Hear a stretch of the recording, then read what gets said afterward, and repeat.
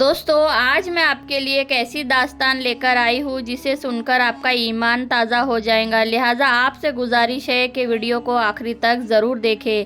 پرانے زمانے میں عراق شہر میں ایک بڑھیا رہتی تھی جس کا نام رحمت بی بی تھا۔ اپنے نام سے مختلف، جہاں رحمت کے معنی ہوتے ہیں رحم کرنے والا یا رحم کرنے والی، مگر وہ بالکل الٹ تھی۔ اصل حقیقت میں وہ ایک بہت زیادہ غصیل اور کنجوس قسم کی عورت تھی۔ عراق میں چھوٹا سا قصبہ تھا جہاں رحمت بی بی رہتی تھی۔ رحمت بی بی کا مزاج بالکل بھی ٹھیک نہیں تھا۔ وہ لوگوں سے بدزبانی کرتی اور تھوڑی تھوڑی سی بات پر آسمان سر پر اٹھا لیتی۔ لوگوں کا یہ ماننا تھا کہ رحمت بی بی کے شوہر کی موت نے انہیں اتنا سخت دل بنا دیا ہے، مگر ایسا نہیں تھا۔ رحمت بی بی کا شوہر ایک تاجر تھا اور موت کے بعد بہت سی مال و دولت رحمت بی بی کے نام کر گیا تاکہ وہ عیش و آرام سے اپنی زندگی گزار سکے۔ یہی وجہ تھی کہ اس کے گھر میں مال و دولت کی کوئی بھی کمی نہیں تھی۔ دولت بے شمار تھی، مگر رحمت بی بی بہت ہی زیادہ کنجوس تھی۔ اگر غلطی سے کوئی راہگیر یا فقیر اس سے مدد مانگنے آتا تو وہ ان سے جھگڑا کرتی اور انہیں ذلیل کر کے بھگا دیتی۔ اس کی آواز آس پاس کے لوگ سنتے، لوگوں کو اس کی آواز سے خوف محسوس ہوتا۔ جھگڑا کرنا جیسے اس کا معمول تھا۔ وہ کسی کی ایک نہ سنتی، اپنے دروازے کسی کو بھی آنے نہیں دیتی۔ ہر وقت غصہ اس کی ناک پر چڑھا رہتا۔ لیکن رحمت بی بی کا ایک لوتا بیٹا جس کا نام حیدر تھا، جو کہ بہت سمجھدار، رحم دل، مہربان، ہمدردی کرنے والا تھا۔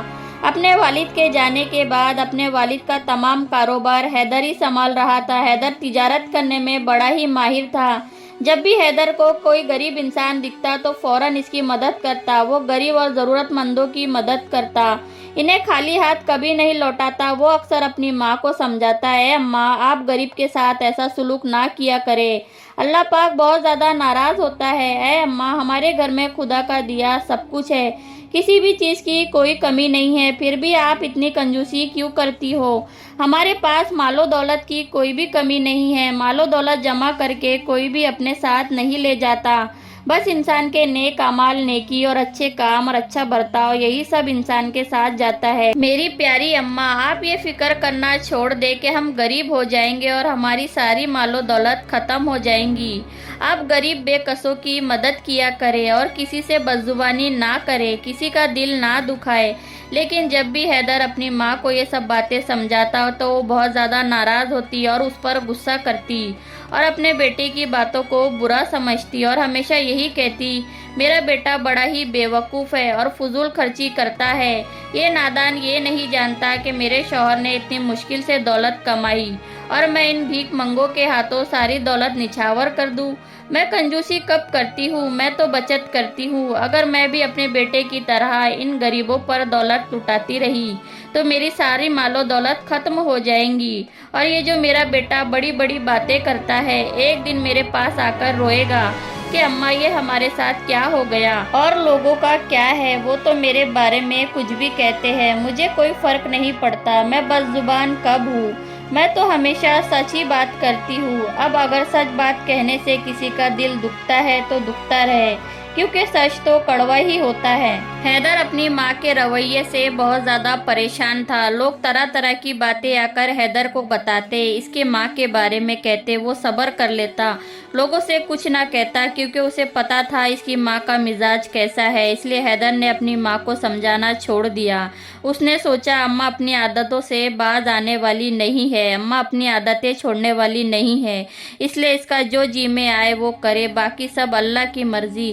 مگر پھر بھی حیدر کو اس بات کی فکر رہتی کہ میری ماں غریبوں اور مظلوموں کی مدد نہیں کرتی بلکہ ان سے بدزبانی کرتی ہے، کہیں آخرت میں میری ماں کی پکڑ نہ ہو جائے۔ ایک دن حیدر کے پاس ایک شخص آیا اور کہنے لگا، یہاں سے کچھ دور ایک اللہ والے بزرگ آئے ہیں اور وہ رات بھر اللہ کی عبادت میں مصروف رہتے ہیں۔ وہ بوڑھے اللہ والے بزرگ شہر کے باہر دریا کے کنارے ایک بڑے سے پیڑ کے نیچے بیٹھتے ہیں اور عبادت الہی میں مصروف رہتے ہیں۔ شہر میں ان کے نام کی دھوم مچی ہے، لوگ ان کے پاس جاتے ہیں اور اپنا دکھ درد سناتے ہیں اور اپنے پریشانیوں سے چھٹکارا حاصل کرتے ہیں۔ حیدر نے اس شخص کی بات سنی تو سوچ میں پڑ گیا اور کہا، کیوں نہ میں بھی اس بزرگ کے پاس جاؤں اور انہیں اپنے ماں کے بارے میں سچ سچ بتا دوں۔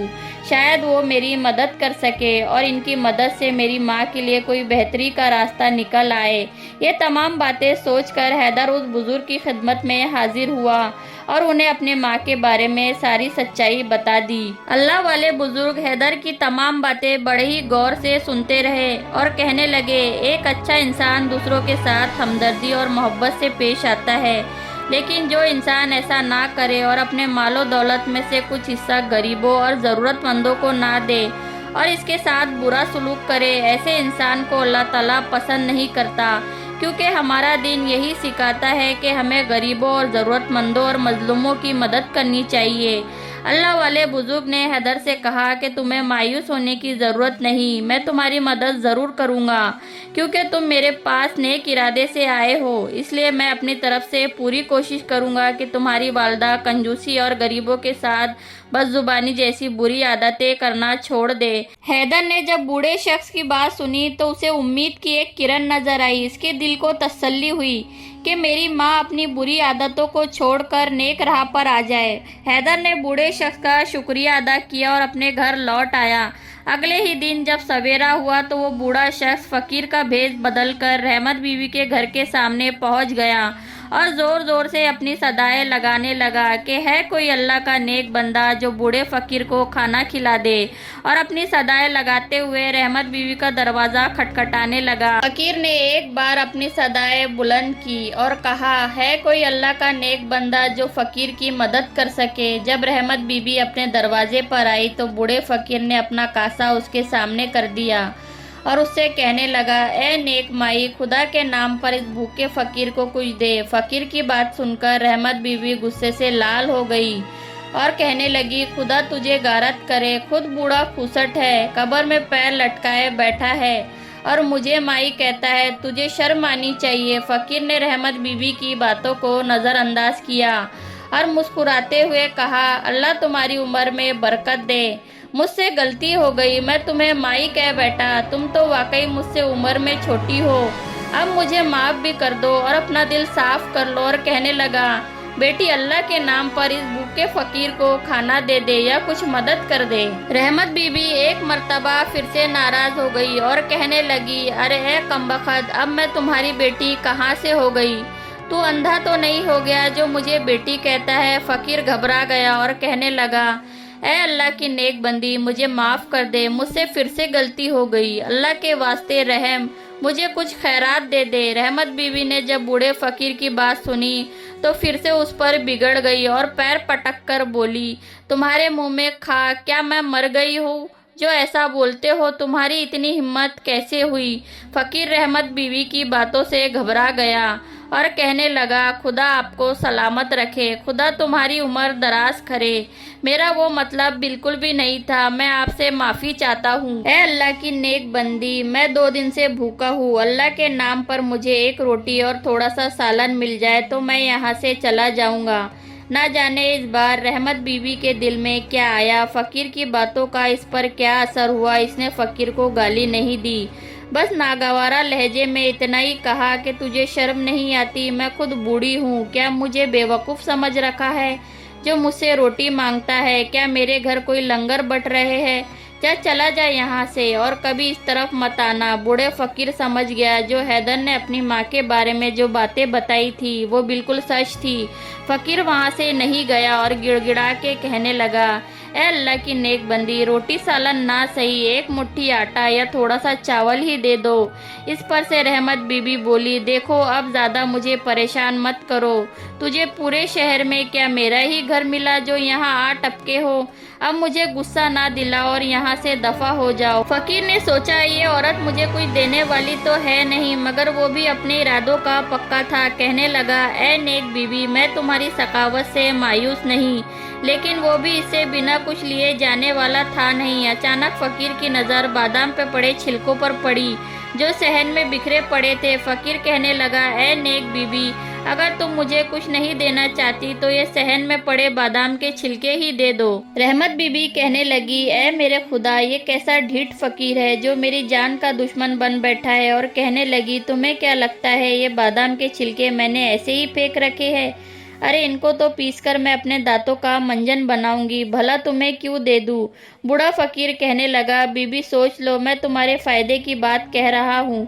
अपने फायदे के बारे में सुनकर रहमत की आंखों में लालच आ गया और खुश होकर कहने लगी, अरे पहले ये तो बताओ इसमें मेरा क्या फायदा है, वो भी इन छिलकों में। फकीर कहने लगा, वो इस तरह के मैं बादाम के छिलकों के बदले तुम्हें एक सोने का सिक्का दूंगा। फकीर की बात सुनकर रहमत की आंखें चमक उठी। रहमत बीबी कहने लगी, अच्छा चलो ठीक है, तुम ये बादाम के छिलके रख लो और मुझे वो एक सोने का सिक्का दे दो। बूढ़ा फकीर कहने लगा, मेरे पास वो सोने का सिक्का अभी नहीं है, मैं तुम्हें सोने का सिक्का कल लाकर दूंगा।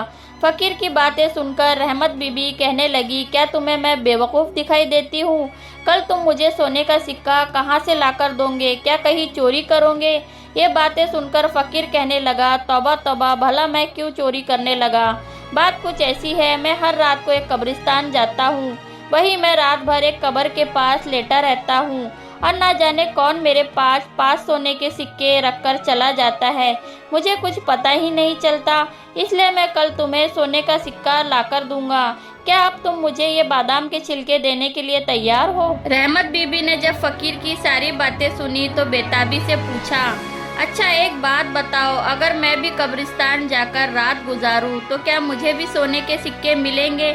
बूढ़े फकीर ने कहा, क्यों नहीं, ज़रूर मिलेंगे। रहमत बीबी बहुत ज़्यादा खुश हुई और खुशी खुशी वो बादाम के छिलके फकीर को दे दिए। फकीर ने रहमत बीबी से कहा, मगर तुम तो इन छिलकों का मंजन बनाना चाहती थी ना? रहमत बीबी मुस्कुराते हुए कहने लगी, मंजन बनाकर मैं क्या करूंगी, मेरे मुंह में तो दांत ही नहीं है। फकीर ने बादाम के छिलके लेते हुए कहने लगा, कल सुबह मैं तुम्हें एक सोने का सिक्का लाकर दूंगा। रहमत बीबी कहने लगी, नहीं नहीं, मुझे सिक्के की कोई ज़रूरत नहीं है, अल्लाह के नाम से जो चीज़ दे दी जाए मैं उसकी कीमत नहीं लेती। बस तुम आज रात एक काम करना, कब्रिस्तान ना जाना, बल्कि तुम्हारी जगह आज मैं वहां जाऊंगी, आखिर मैं भी तो देखूं सोने के सिक्के कौन रख जाता है।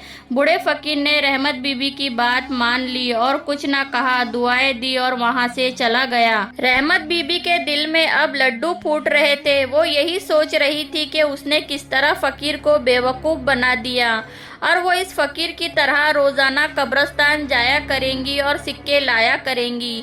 अब रात हो गई। रहमत बीबी ने कब्रिस्तान की तरफ जाने का इरादा किया और लड़खड़ाते हुए कदमों से कब्रिस्तान पहुंच गई। चलते चलते वो थक गई और एक पुरानी सी कब्र के पास जाके लेट गई।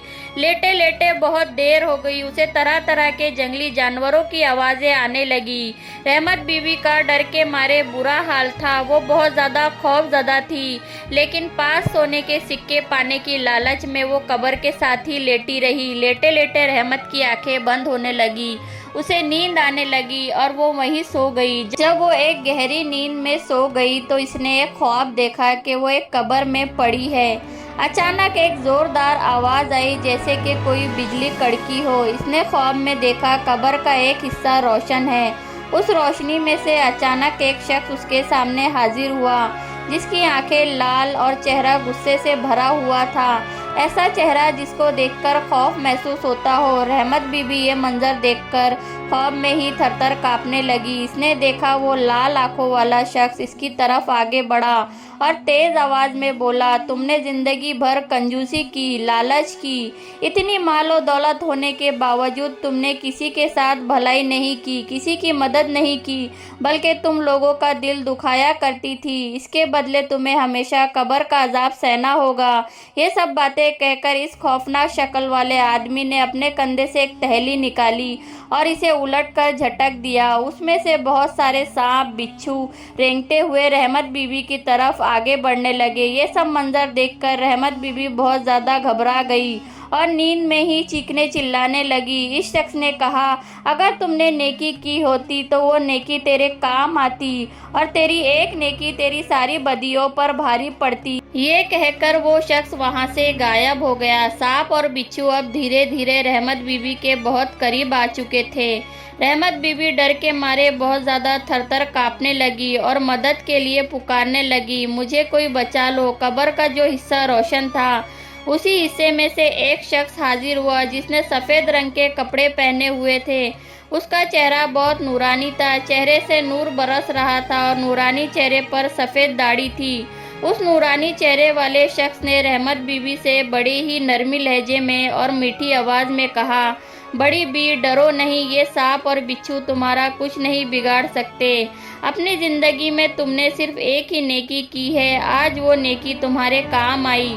इतना कह के उस शख्स ने अपने कंधे से लटकी हुई एक थैली में हाथ डाला और उसमें से कुछ चीज़ निकाली और रहमत की तरफ फेंक दी और वहाँ से वो शख्स गायब हो गया। जब रहमत बीबी ने देखा, ये तो वही बादाम के छिलके थे जो उसने अपने दरवाजे पर आए उस फकीर को दिए थे। सांप और बिच्छू जैसे ही रहमत को काटने के लिए आगे बढ़े, वही बादाम के छिलके इसके मुंह पर आ गिरे। इस तरह खैरात में दिए गए इन बादामों के छिलकों ने रहमत बीबी को कब्र के अजाब से बचा लिया।